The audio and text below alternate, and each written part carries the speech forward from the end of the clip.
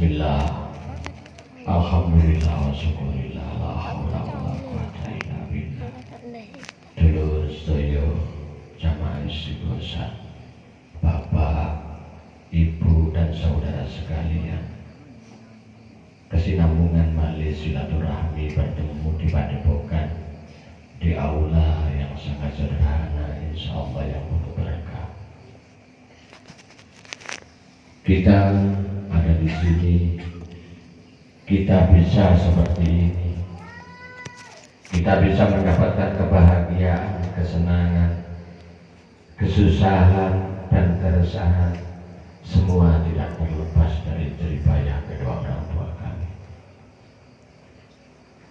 Ketika kita mau menuju kepada Allah, maka tujulah kedua orang tua. Ketika kita mau menuju kepada Rasulullah, tujulah terlebih dahulu kedua orang tua. Karena dengan jeripayahnya, mulai si ibu mengandung kita di dalam rahim, senantiasa dalam keadaan kesusahan. Ketika 1-3 bulan mulai tidak enak makan, mulai merasakan mual, bau apapun ia tidak terima. Karena apa? Itu karena kita yang ada di dalamnya. Berinjak dari bulan ke bulan, ibu tetap bersabar, selalu mengelus-elus perutnya agar kita di dalam, ya Allah, katanya, selamatkan dia dan kasihi dia. Jadikan anakku adalah anak yang sehat. Jadikan si jabang bayi ini adalah anak yang soleh, solehah, yang bisa berbakti kepadamu. Selalu kedua orang tua berdoa tentang kebaikan anak. Ketika sang anak lahir, antara mati dan hidup di situ dipertaruhkan oleh si ibu. Sang ayah selalu berdoa dengan bersimpuh di hadapannya, ya Allah, selamatkan istri dan anakku. Tidak pernah orang tua memikirkan dirinya sendiri, selalu dan senantiasa memikirkan anaknya. Maka dari itu, tujulah kedua orang tua dulu. Dan ketika si anak mulai netek menyusui, sang ibu selalu menimang. Sekali hisapan susunya, ia selalu berbicara, ya Allah, berikan kesehatan kepada anakku. Seolah-olah senantiasa seluruh hidupnya itu dicurahkan, ditumpahkan kepada anaknya. Ini saking sayangnya anak kepada ibu kepada anak. Begitu juga sang ayah senantiasa tidak kenal lelah antara siang malam, selalu mencari rezeki, mengais rezeki, ada dan tidak ada, sedikit ataupun banyak. Yang dipikirkan hanya bagaimana anakku bisa makan dan anakku bisa berpendidikan. Maka tujulah kedua orang tua, baru kulo sampai kabeh iso menuju kepada Rasulullah dan Allah. Kita akan benar-benar menjadi ahli ketika kita sudah melalui jalan yang benar-benar diridhoi, yaitu lewat kedua orang tua, terutama adalah jeripayah si ibu.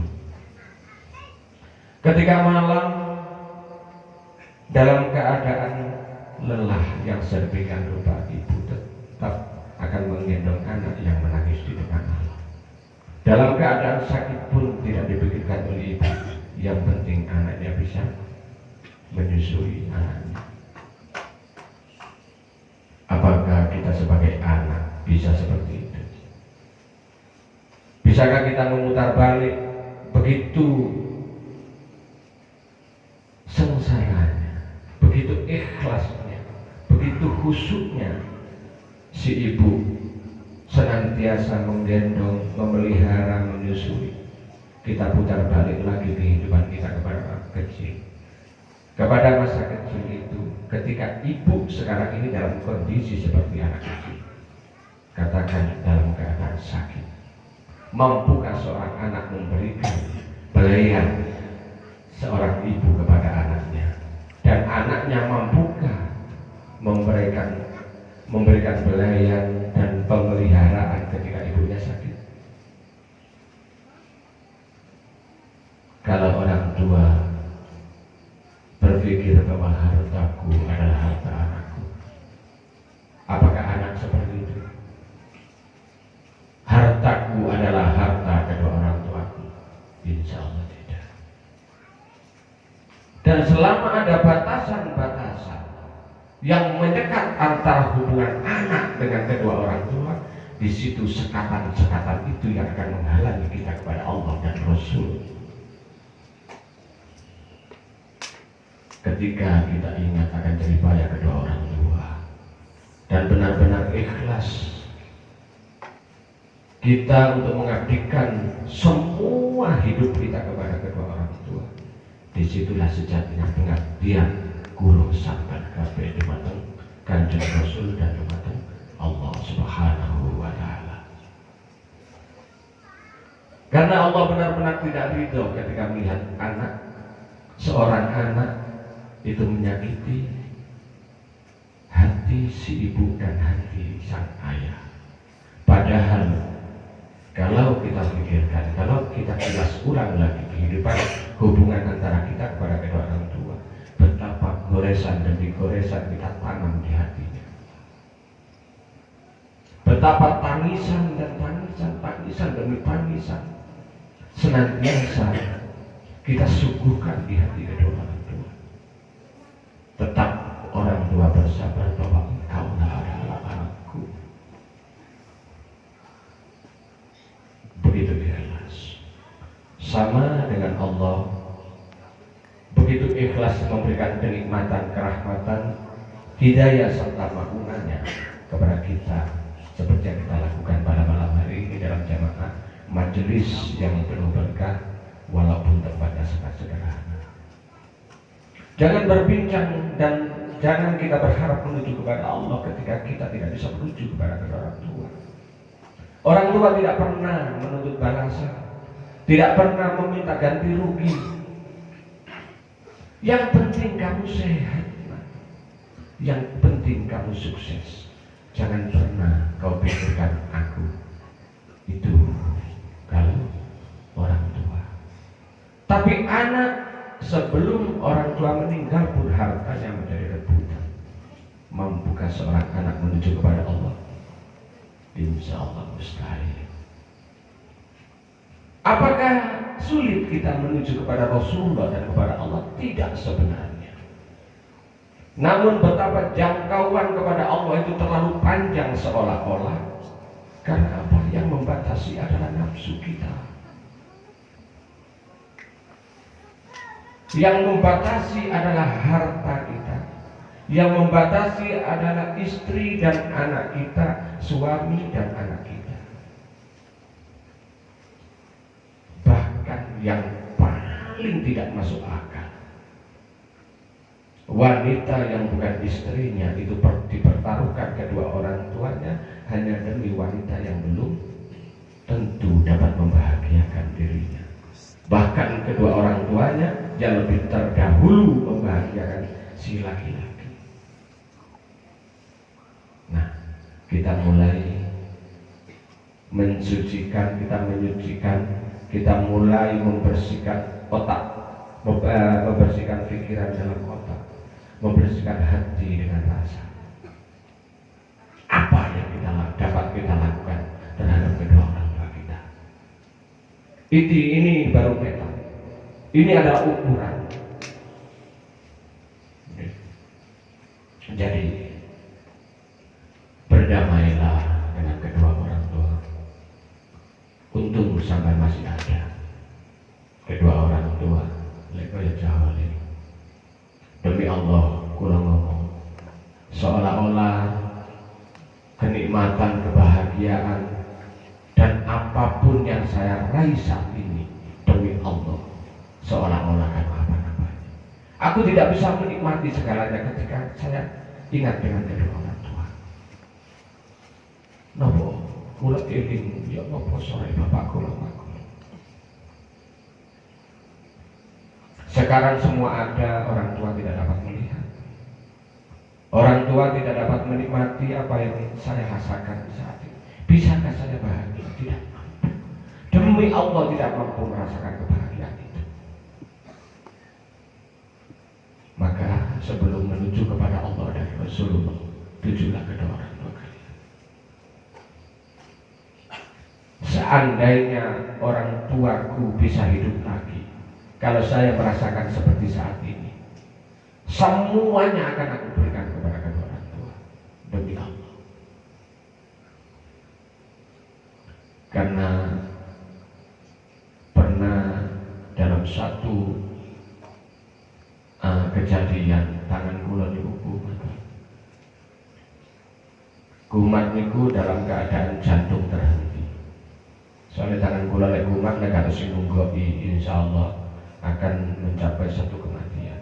Karena ketika urat yang menuju jantung dan paru-paru ini sudah terkendala, maka tidak sadarkan diri. Lek kalau sing ngusuk dodo kali geger niki terkunci. Ketika saat itu terkunci, sehingga dibisikkan di kuping kula sakit nenopo mengenai bapak kula. Jadi bapak kula ketika kula pun tidak sadar, ya Allah. Lek sakit kula tadi, ya Allah, kula sampai pundut pun anak kula. Gantian, ya Allah. Sama pundut kula pun anak kula, ya Allah. Betapa kedua orang tua ini sangat berat ditinggalkan oleh anak. Seolah melihat anaknya mati, anaknya susah, anaknya kesakitan, tidak mampu itu orang tua melihat. Kenapa saya bilang seperti ini adalah riwayat ini sing kula rasakan. Dan saya dapat seperti sekarang ini pengabdian juga dengan kedua orang tua. Makanya bapak kula lek takok, mak kula lek takok, ngeten cacat-cacat kula jurus-jurus kula iki saya enten. Kapan kula tahu ngomong get ngoten kalau yang sepuh mboten nate. Dituturi nggih mendel. Mboten nate. Kuwatir kula niku salah ngomong lek semawon. Maka mumpung kedua orang tua sampean masih ada, datanglah dengan hati kalian. Jangan dengan pikiran, jangan dengan akal. Datang bersimpuhlah, mengabdilah apapun orang tua kalian, pelacur sekalipun, maling sekalipun, datang kepadanya. Bersimpuhlah, karena hidup kalian dari kedua orang tua ini. Sampai bisa merasakan kesenangan, bisa melihat matahari yang terbit begitu indah, damainya bulan dikala bersinar, itu bukan kedua orang tua. Sama nggak akan bisa menuju kepada Allah dan Rasulullah ketika tidak dapat membahagiakan kedua orang tua. Bukan dipaksakan semampu kita, bukan dipaksakan. Setidak-tidaknya beri perhatian dengan ucapan dan logat yang begitu bisa diterima oleh kedua orang tua, walaupun dengan harta kami tidak bisa.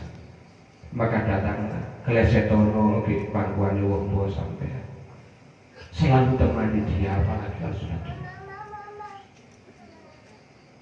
Bahkan menjelang ajal pun mak kula nun sewu, kula di Jawa Tengah, nak mulya aku kan niki dinten Rebo.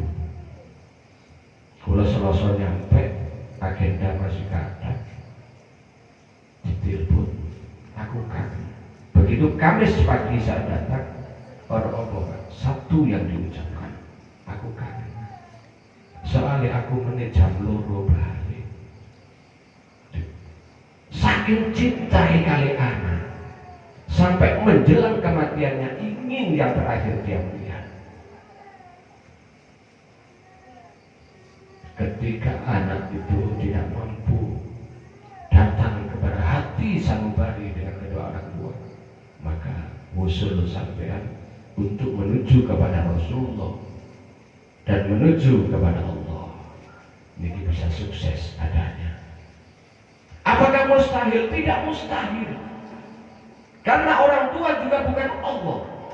Tapi sejatinya kalau menurut saya bahwa kedua orang tua itu adalah yang menghidupi kita, yang mengadakan kita sehingga kita dapat seperti ini karena kedua orang tua. Jangan bilang Allah dulu, orang tua dulu. Karena jika bakal terjadinya anak ini akibat dari ayah atau bapak dan ibu kalian. Ingat prosesnya. Hingga sampai bisa meraup rezeki yang sedemikian rupa, jabatan yang mentereng, tapi lalai dengan kedua orang tua. Apa artinya sekali? Dan ketika si anak mampu datang dengan hati sanubarinya untuk datang kepada hati seorang ayah dan ibu, maka Allah akan membuka lebar pintunya. Datanglah engkau kepadaku, aku akan hadirkan kamu di singgasanaku. Kuberi hak kamu atas keratonku, kata Allah. Qalbun muslimin baitullah. Nah, maka terciptalah suatu qalbi, satu rasa di dalam hati seolah-olah itu adalah rumahnya Allah. Qalbun mu'minin baitullah. Mukmin dulu. Sembayangnya teman, dikira teman yang wani bukan mukmin, Pak. Bukan orang Islam.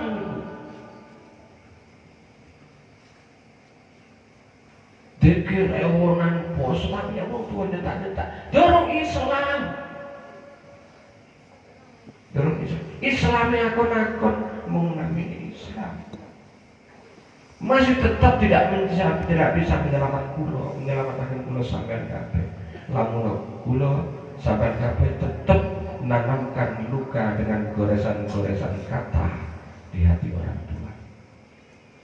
Karena hati orang tua ini bisa tergores karena ucapan, karena perilaku seorang anak yang tidak bisa diterima oleh ayah dan ibu.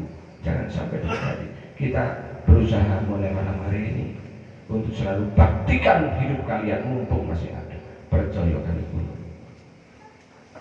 Mungkin ya belum tinggal pada ya Allah. Ketun kemari-mari. Benar tempat, benar tempat nani. Kulo niki nun sewu sembarang itu. Nopo mau jagat kulo jangkau sapi. Demi Allah kebahagiaan itu enggak ada ketika aku ilmu 20. Betul itu. Apa artinya semua ini?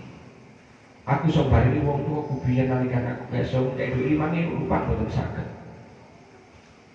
Kata budal ngajinya ya Ipa menulis karepe lawan. Aku boleh nuduh 15.000 ya. Ketika pulau wis koyo ngene baru ditinggal. Apa terus artinya ini? Maka jangan sampai merasakan dengan apa yang aku rasakan. Jadilah anak yang soleh, jadilah anak yang solihah.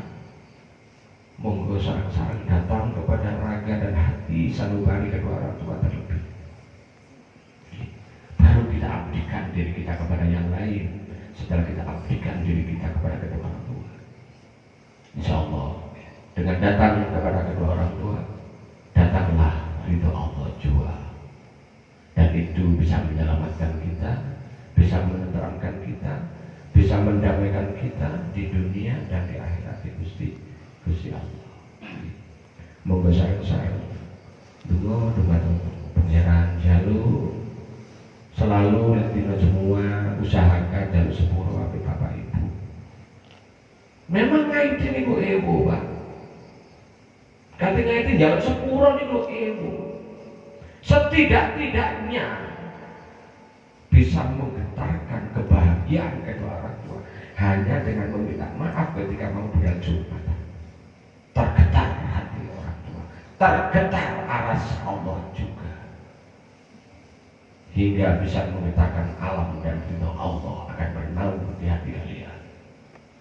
Insya Allah tiap dina Jumat. Ojo nek yo tiap dina Jumat. Jangan sampai jauh kepada kedua orang tua. Datanglah musyawarah bisa ngomongin atu-atu. Setidak-tidaknya ambil telepon, setidak-tidaknya datanglah dengan doa. Insya Allah